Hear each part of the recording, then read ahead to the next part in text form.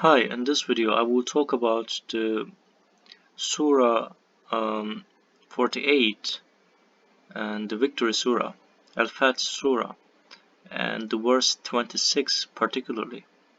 So, here in this verse, this Surah mentions about the war conditions.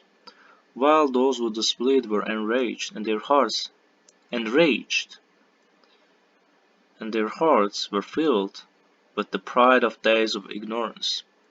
God, so this is mentioned. The war is mentioned and the safety was mentioned.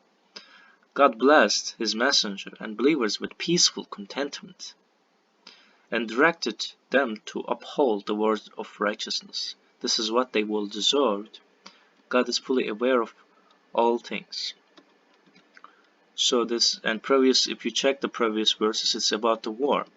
So during the war, so they have to so they have to be uh, careful, and some of the and they have to increase their tension and enrage. But but the war can last for 3 months, 4 months.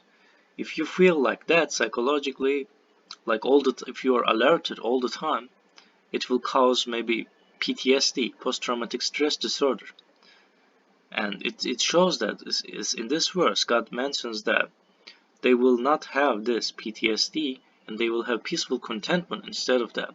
So we see the definition of the war and how believers will not have those um, those effects. They will not have enrage, and then if they're peaceful during this period, and they will not likely to have PTSD symptoms later, because in the war they will all not die.